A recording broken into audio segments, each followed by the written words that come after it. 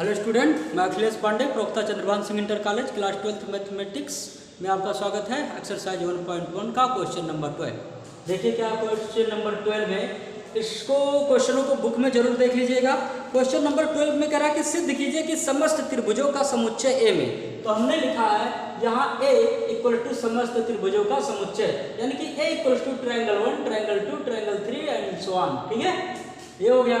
उसके बाद relation R equal to T1 T2 such that T1 T2 के समरूप है को हमने लिखा है R equal to T1 T2 such that T1 समरूप T2। इस भाषा में हमने लिख दिया है जिससे थोड़ा आसान हो जाए। ठीक है, अब हमें दिखाना है रिफ्लेक्सिव, सिमेट्रिक, ट्रांजिटिव और लास्ट में हमें मिलेगा इक्विवेलेंस रिलेशन में हमें दिखाना है।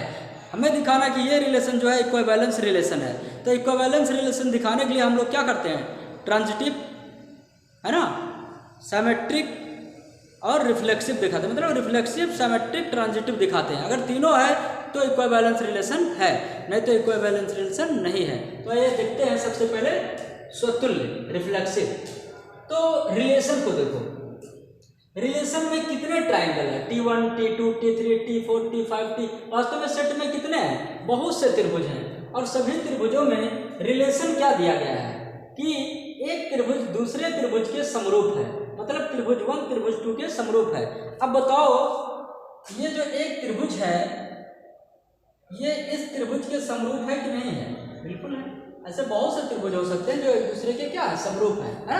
समरूपता क्लास 10th में जब पढ़े थे सब लोग तो वहां पर अनुपातिक, समानुपातिक भी होता था, है ना।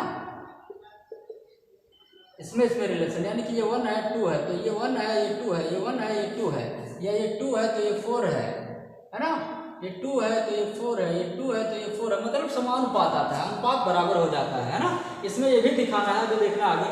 तो वास्तव में खुद बताओ कि एक त्रिभुज या ये जो पेन है कह सकते हैं ये खुद के समरूप है कि नहीं है? तो जाहिर सी बात है लिखेंगे कि यहाँ T1 समरूप T2 है, सॉरी T1 समरूप T1 या T2 समरूप T2 होगा कि नहीं होगा? बोलो, सत्य है, सत्य है। मतलब कोई भी ट्रायंगल खुद के समरूप होता है, कोई भी ट्रायंगल खुद के समरूप होता है। तो या दूसरी भाषा में कहे T1 बिलोंग टू R, और भी लिख सकते हो T2 बिलोंग टू R सत्य है। क्यों?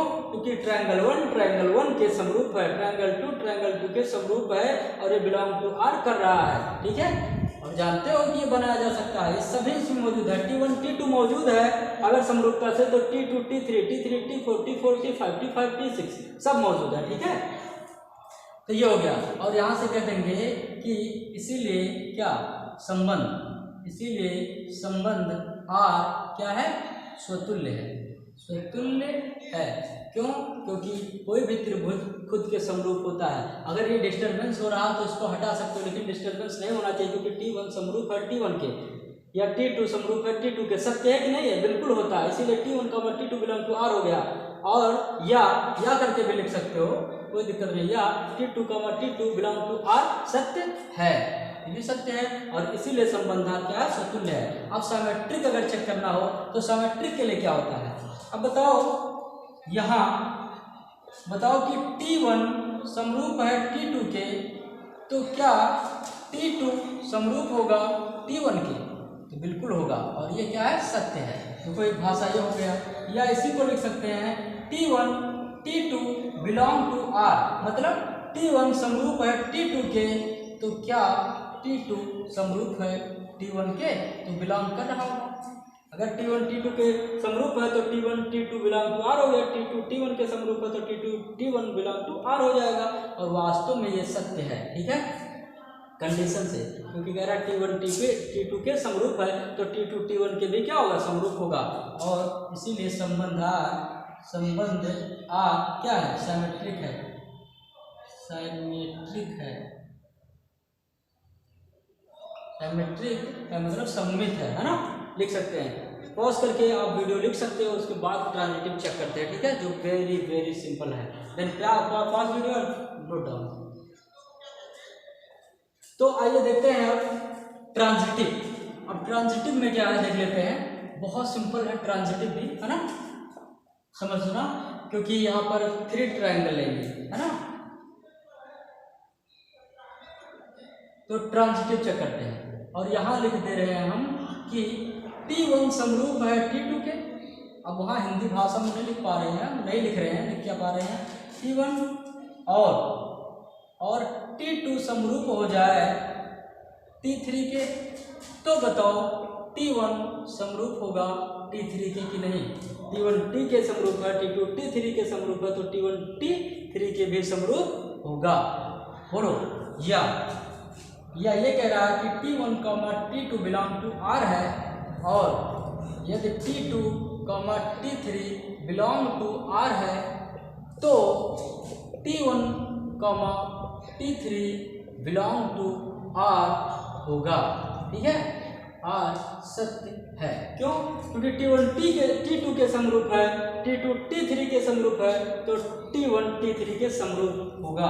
मतलब पहला त्रिभुज दूसरे त्रिभुज के समरूप है और दूसरा त्रिभुज तीसरे त्रिभुज के समरूप है, ये इसके समरूप है और ये इसके समरूप है, तो ये इसके समरूप हो जाएगा। क्योंकि 1 2 समरूप है, 2 3 समरूप है, तो देखो 1 2 समरूप है, 2 3 समरूप है, तो 1 3 समरूप हो जाएगा। ठीक है, तो यहाँ से स्पष्ट है कि संबंध R क्या है ना। इसलिए संबंध R क्या है, ट्रांजिटिव, संक्रमक है। ठीक है, ये हो गया। अब बताओ लिखेंगे कि क्योंकि क्या R क्या क्या है, स्वतुल्य है, स्वतुल्य है या स्वतुल्य, सममित और संक्रमक है, और संक्रमक है, अतः, है ना, अतः R तुल्यता संबंध भी होगा, संबंध होगा। ठीक, ये डिक्लेयर हो गया। ये था ट्रांजिटिव तक। Pause video and note down the next. अब देखिए आगे क्या है, इसको नोट कर लीजिएगा। आगे कह रहा है कुछ भुजाएं दी गई हैं, ये तो एक पार्ट हो गया। अब आगे इसी में पार्ट दिया, याद रखना NCERT का बुक है, बोर्ड परीक्षा में एकदम सेम टू सेम क्वेश्चन छाप के आ जाता है। ठीक है, तो इसमें कह रहा है कि तुल्यता संबंध है, वो क्लियर हो गया। अब आगे कह रहा है कि भुजाओं 3 4 5 वाले समकोण त्रिभुज T1 और भुजाओं 5 12 और 13 वाले समकोण त्रिभुज T2 तथा भुजाओं 6 8 10 वाले समकोण त्रिभुज T3 पर विचार कीजिए और T1 T2 और T3 में से कौन से त्रिभुज परस्पर संबंधित है, हमें यह बताना है। और रिजल्ट क्या है, समरूपता का। तो अब ध्यान से हमारी बात सुनो। एक ट्रायंगल है T1, एक ट्रायंगल है T2, एक ट्रायंगल है T3, और एक कैसे ट्रायंगल है, समकोण है। ठीक है, कैसे हैं, समकोण है।